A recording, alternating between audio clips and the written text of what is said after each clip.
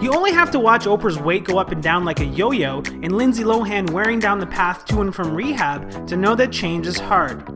Imagine how hard it is to change things that really matter, like feeding starving, malnourished children in Africa. And no, there's not enough room in Angelina and Brad's house, so that's not the answer.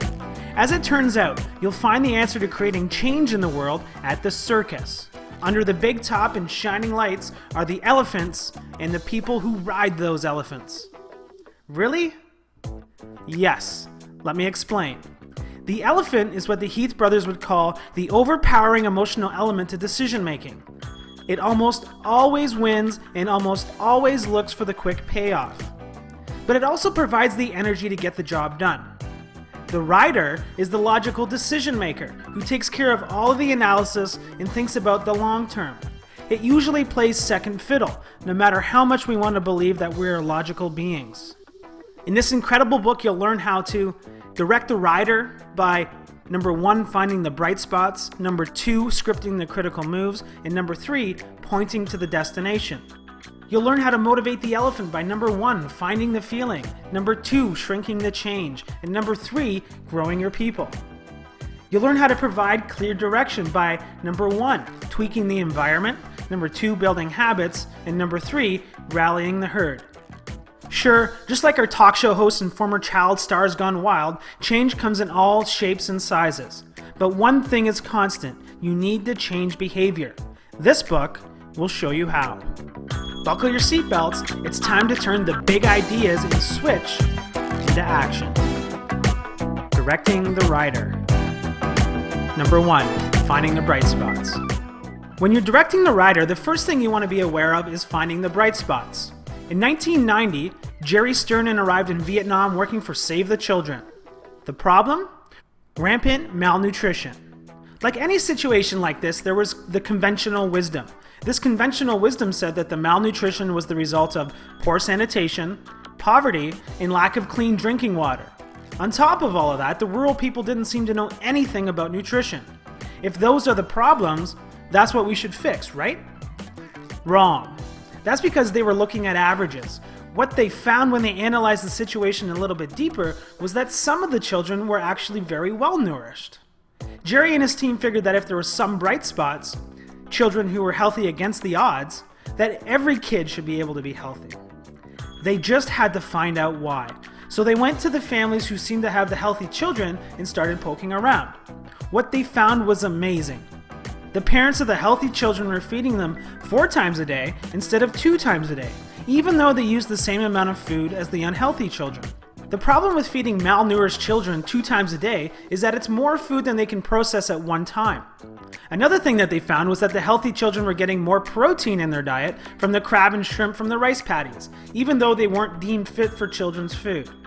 Jerry had realized that these people didn't suffer from motivation problems. Every mother and father wants their child to be healthy, but what they did lack was information. So they delivered this information in the form of cooking classes that each mother could take, and it made them feel like they had control of the situation.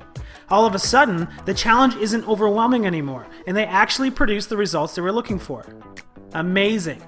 So, the choices were these: fix the sanitation problem, fix the poverty problem, and get clean drinking water, or feed your kids 4 times a day instead of 2, and throw a little shrimp and crab in there while you're at it. Which challenge do you think seems possible to overcome by the mothers in the poorest parts of Vietnam? The lesson? The next time you have an enormous challenge to overcome, look for what's already going well, no matter how small the sample size. Ask yourself, what's working now? On the face of it, it might just look like an anomaly, but you might just be staring at the solution to your problem. Script the critical moves. We all face difficult decisions in life. What will we eat for breakfast? Who will we ask to the high school prom? Which companies will we apply for after college? I kid, but some of us can't even walk into the wine store and choose a wine in less than 20 minutes. As with all important decisions in our lives, we all deal with decision paralysis. What if you were the president of a railroad company that needed to fix hundreds of millions of dollars worth of infrastructure, but only had $30 million to work with? That's the situation that faced Alexandra Bering as the president of a newly privatized railway system in Brazil. It would be easy to be overwhelmed with that situation. Which bridge should we fix first? How much money should we spend? Which repairs are really necessary? In response to this pressure, Baring and his CFO developed 4 crucial rules to live by. Number 1, money would only be invested in projects that unlock short-term revenue. Number 2, the best choice in any situation would be the one that costs the least money up front, regardless if it costs more in the long term. Number 3, solutions that could be implemented quickly were preferred to long-term solutions. And number 4, reusing or recycling existing materials was better than buying new ones. Everything else became secondary. And as it turned out, those were the critical moves, as the company went from large losses to large profits in the span of 3 years. In any situation, ask yourself what your make or break is. For Baring and his railroad, short-term cash was the make or break. In your business, it might be superior research and development. In your personal life, it might be making it to the gym 4 times a week so you'll have the energy to work as hard as you do today. Whatever it is, make sure that you script the critical moves in the process. Then, to borrow a turn of phrase from Stephen Covey, do first things first and second things never. Remember, however, that you can't script everything, so truly focus on what's important and what will generate the results that you need. Point to the destination. One of the writer's greatest weaknesses is the over-reliance on logic and analysis. We need to grow our business next year in order to stay up with the competition, and here are some fancy charts to show us why. The writer loves this kind of stuff because he can dive into the analysis and endlessly debate the veracity of your numbers and conclusions. In fact, the writer will typically enjoy this much more than actually doing the things that are necessary to work towards the goal. The cure for this is to point to a compelling destination, to send a destination postcard. As the Heath brothers say, destination postcards do double duty. They show the rider where you're heading, and they show the elephant why the journey is worthwhile. That's the challenge the little company called Microsoft faced as it grew from a 30-person operation to a global giant with 80,000 employees.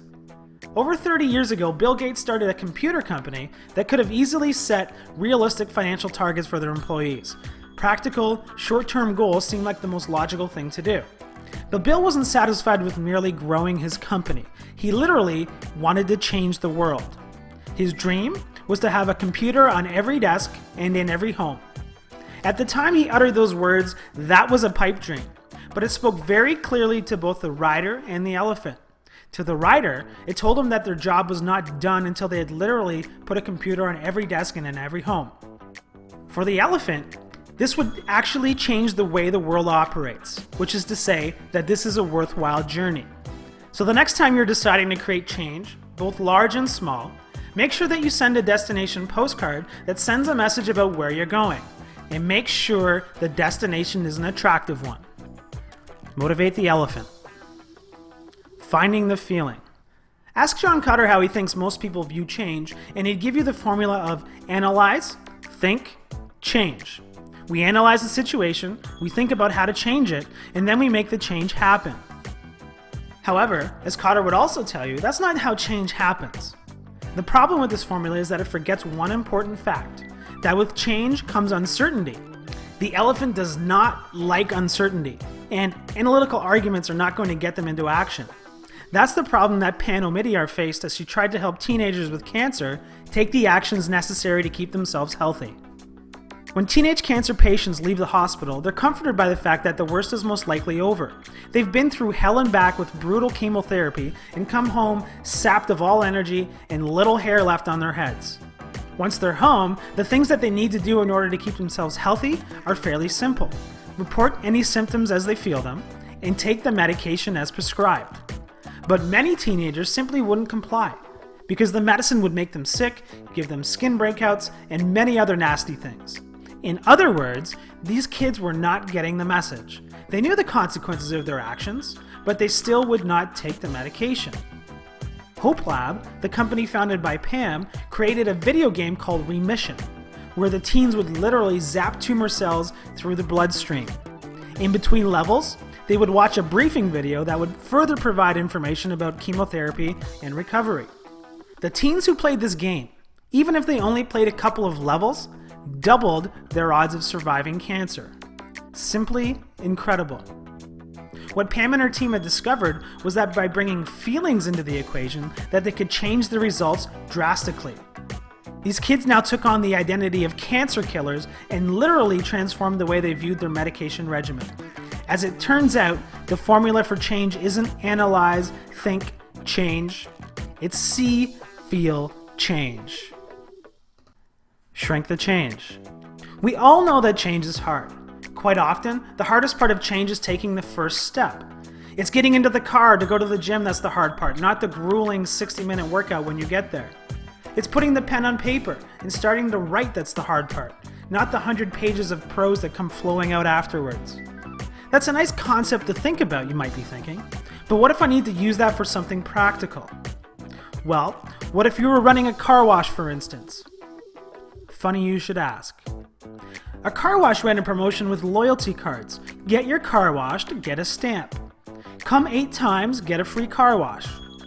They did a little test with this promotion, however. Half the customers got an empty card with 8 spots to fill in. The other half got a card with 10 spots to fill in, but 2 stamps were already placed on the card. So, the same action was required, 8 car washes, but one group was given a head start. The results were very enlightening. A few months into the promotion, 19% of the first group had earned the free wash, while 34% of the second group had earned the wash. On top of that, the second group had earned it faster. Fascinating. As it turns out, people find it more motivating to be partly finished with the longer journey than to be at the starting gate of a shorter one. So the next time you need to motivate somebody towards a goal, make them feel that they're closer to the finish line than they previously might have thought. Grow your people. We all have an identity that we try to live into.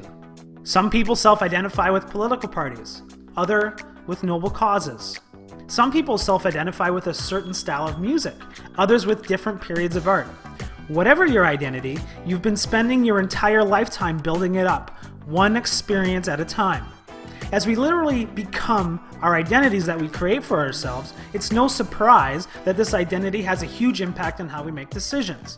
That's the insight that one manufacturing company in Brazil used to transform their company. A steel can manufacturing company doesn't evoke images of innovation and oceans of creativity. But that didn't stop the founders of Brasilista from transforming their company into an innovation factory. These brilliant founders believed that if they could get their employees to see themselves as innovators, to bake it into their identity, that they could do amazing things. So, if you work at Brasilista, you're known as an inventor, and you're asked to sign an innovation contract. Of course, in order to work, it has to be more than lip service. They actually have to treat their employees as innovative inventors and take their suggestions about improvements in innovation seriously. But over time, these employees had turned themselves into innovators, and the company is now renowned throughout Latin America as an innovator. In your next change situation, realize that people will typically ask themselves 3 questions. Who am I? What kind of situation is this? What would somebody like me do in this situation? In any situation, you can either give people a new identity to live into, or even just remind them of somebody they already think they are. Tap into their identity, and you tap into their action. I hope you'll buy the book if you found this of value and you found it intriguing. Have an amazing week, and we'll see you again next week.